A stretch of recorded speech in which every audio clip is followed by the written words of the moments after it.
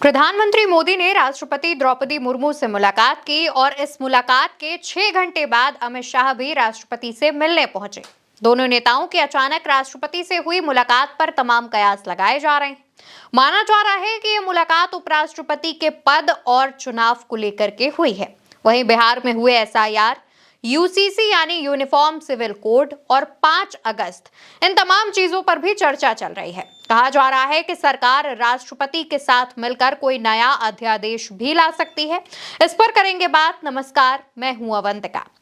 दोस्तों, उपराष्ट्रपति पद से जगदीप धनखड़ के अचानक इस्तीफा दिए जाने के बाद से ही कई सवाल उठ रहे थे। विपक्ष मोदी सरकार से पूछ रहा था कि जो धनखड़ दिन में सदन चला रहे थे, वो रात में इतना बीमार हुए कि इस्तीफा देना पड़ा। कई लोगों ने इसे धनखड़ के खिलाफ साजिश भी बताया। हालांकि अब उपराष्ट्रपति पद के लिए चुनाव होने हैं। इसकी अधिसूचना 7 अगस्त को जारी की जाएगी और इसके बाद नामांकन शुरू हो जाएगा, जो 21 अगस्त को खत्म होगा और वोटिंग और रिजल्ट 9 सितंबर को सामने आएंगे। उपराष्ट्रपति पद पर बीजेपी का उम्मीदवार कौन होगा, इस पर कोई नाम तो सामने नहीं आया है, लेकिन माना जा रहा है कि सरकार बिहार से या फिर साउथ से किसी चेहरे को आगे कर सकती है। इसके पीछे बड़ी वजह बिहार चुनाव और साउथ से अगर कोई आगे आता है तो उसके पीछे की वजह साउथ में मजबूत पकड़ बनाने की कोशिश है। वहीं विपक्ष भी इस बार आर पार के मूड में है। विपक्ष की तरफ से भी मजबूत कैंडिडेट को उतारा जा सकता है। काफी लोगों ने तो यहां तक कहा कि विपक्ष कैंडिडेट के तौर पर अगर धनखड़ को मना लिया जाता है तो हो सकता है कि विपक्ष का कैंडिडेट जगदीप धनखड़ हो।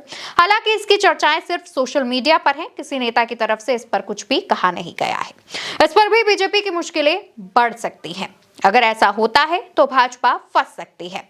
वहीं बिहार में चल रहे एसआईआर पर भी भाजपा घिरती जा रही है। एसआईआर के मुद्दे पर बिहार और दिल्ली दोनों ही जगहों पर विपक्ष हमलावर है, प्रदर्शन कर रहा है। बिहार में रक्षाबंधन के बाद राहुल और तेजस्वी एक यात्रा भी निकालने जा रहे हैं, जिसमें एसआईआर एक बहुत बड़ा मुद्दा होगा। विपक्ष भी संसद में एसआईआर के मुद्दे पर चर्चा करने की मांग कर रहा है, जिसकी वजह से बार बार सदन को आगे बढ़ा दिया जा रहा है। सदन की कार्यवाही आगे बढ़ा दी जा रही है, रद्द कर दी जा रही है। दूसरी तरफ जानकारी ये भी सामने आ रही है कि संसद के सत्र में यूसीसी यानी यूनिफॉर्म सिविल कोड और वन नेशन वन इलेक्शन जैसे अहम बिल आ सकते हैं। ऐसे में राष्ट्रपति की मंजूरी और जानकारी जरूरी हो सकती है। इसके अलावा 5 अगस्त को काफी अहम माना जा रहा है।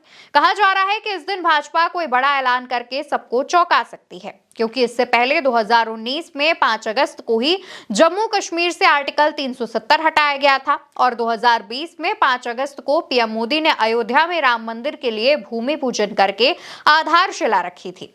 इसलिए सोशल मीडिया पर चर्चाएं तेज हो गई हैं, जिस पर कुछ लोग कह रहे हैं कि सरकार यूसीसी ला सकती है, तो वहीं कुछ का मानना यह है कि राष्ट्रपति के जरिए कोई नया अध्यादेश लाया जा सकता है।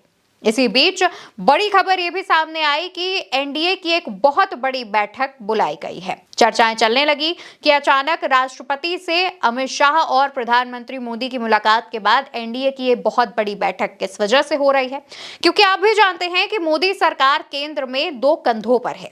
एक कंधा नीतीश कुमार का तो दूसरा चंद्रबाबू नायडू का। तो ऐसे में अगर सरकार कोई नया बिल लेकर आती है, जैसे यूसीसी या फिर वन नेशन वन इलेक्शन, तो ऐसे में सभी सांसदों की और सभी राजनीतिक पार्टियों की सहमति जरूरी है। अगर इनमें से कोई भी पीछे हट गया तो सरकार बिल को बहुमत के साथ पास नहीं करा पाएगी। अब ऐसे में जब ये खबर सामने आती है कि सरकार एक बहुत बड़ी बैठक करने जा रही है, जिसमें एनडीए के तमाम सांसद मौजूद रह सकते हैं, तो सभी की निगाहें इस खबर पर जाकर टिक जाती है। लेकिन अब क्या ऐलान किया जाएगा? क्या कोई नया कानून आएगा या फिर कोई और बड़ा घटनाक्रम होगा? ये आने वाले कुछ समय में साफ हो जाएगा। लेकिन आपको क्या लगता है? आप इस पर क्या सोचते हैं कि आखिर अचानक राष्ट्रपति से मिलने के लिए देश के 2 बड़े नेता क्यों पहुंचे हैं? वो कमेंट में लिखकर जरूर बताएं और उल्टा चश्मा यूसी को याद से सब्सक्राइब करें। नमस्कार।